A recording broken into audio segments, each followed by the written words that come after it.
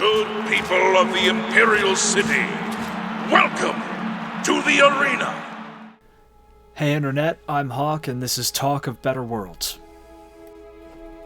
So before we jump in here, I just want to let everyone watching know that I'm in the process of moving and renovating a new home, so some of my vids may be shorter or have a bit less meat on them. It should be done in about a month or so please bear with us as we go through some life stuff. With that out of the way, I was doom scrolling through YouTube Shorts the other day and ran into one that talked about a trailer for the new Gladiator movie, Gladiator 2. At first I thought it was just another fake out or fake one, but curiosity got the better of me, so I looked into it and watched the trailer, and it was real.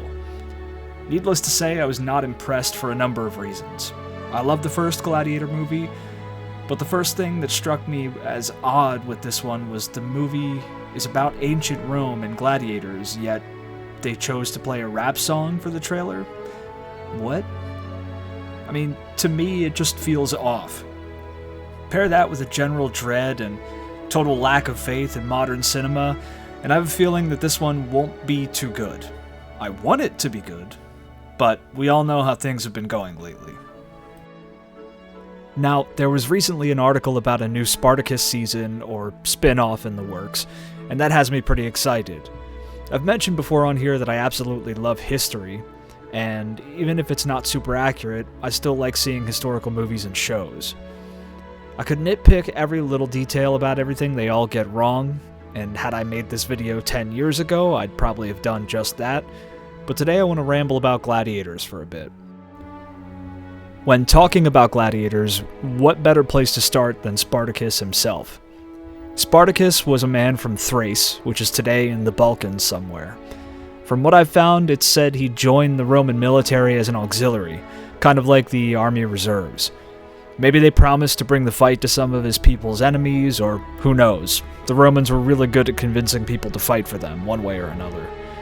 He spent some time with the army and probably went AWOL, leaving his post. We don't really know why, that's unfortunately lost to history, but after leaving his post, he was eventually captured by Romans, and instead of executing him on a cross, he found himself in a city called Capua. Capua had a Colosseum that rivaled the one Rome itself would eventually have, and it was here that Spartacus began his rise to legend. He was given to, or possibly sold to, a slave master in charge of a ludus, or a gladiator school. His new master's name was Gnaeus Cornelius Lentulus Vatia, also known as Lentulus Batiatus. Batiatus was apparently a nasty dude. He was hard on his slaves, but apparently produced a number of great gladiators. Spartacus eventually gained the favor of the people of Capua, and was a renowned gladiator. After a time, one day in 73 BC, Spartacus led about 70 other gladiators in a rebellion and broke free from his ludus. They used kitchen implements to kill off their guards and masters, and then raided a wagon of gladiator supplies. They then began to harass and raid the region around Capua, until moving south after a bit, gathering a massive slave army. At their height, the army was allegedly 70,000 strong, roughly. Spartacus was elected their leader and brought some real pain to the Romans. Now, at this time, the Romans were caught up in a few other wars far from Italy, and when they heard about the slave revolt, they thought it was just a small thing that could be managed locally. Spartacus spat in the face of that idea, and the Romans were caught with their pants down. He defeated numerous armies all over central and southern Italy, until he found himself caught between a rock and a hard place at the tip of the southernmost point on the boot. A man named Marcus Crassus, the richest and most powerful man in Rome at the time, was tasked with crushing this rebellion. Spartacus tried to escape to Sicily with his men, but they were betrayed by pirates who promised to ferry them, and they decided to just charge the lines of Crassus. As you may expect, this didn't go too well for Spartacus. From what we know, all of the slaves were killed or captured, and the Romans decided to crucify the 6,000 survivors along the Appian Way, a very long road. This war came to be known as the Third Servile War, and it reminded Rome to never underestimate its slaves. I use terms like apparently and allegedly, because every account we have of Spartacus comes from the people who wrote about it 100 or so years after the fact. We have no contemporary sources on Spartacus or any details of his life.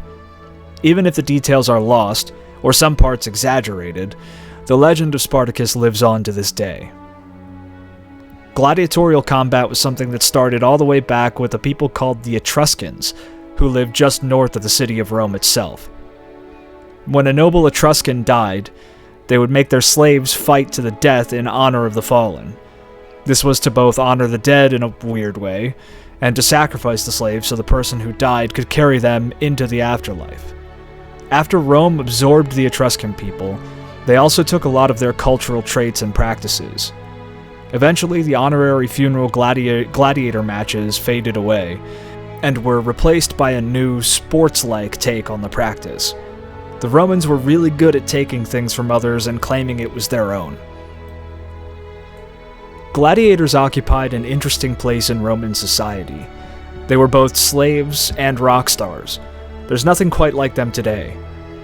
Imagine if every UFC fighter was a slave and had a master who used them like racehorses instead of people.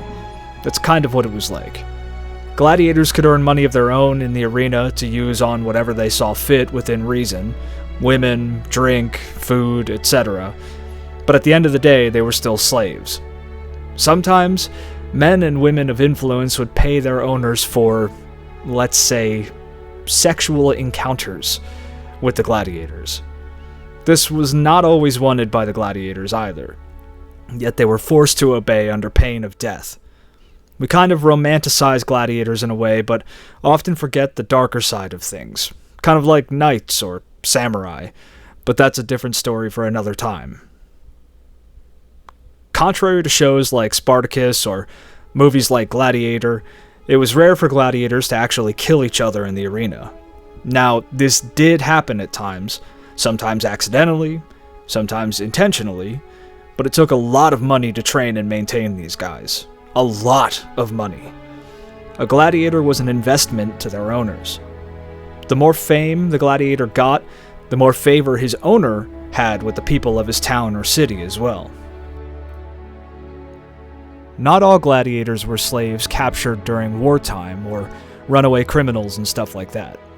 Some were Roman citizens who were in debt too deep to work out of, so they signed up so they could use their winnings to pay off their debtors. It didn't happen often, but it wasn't unheard of.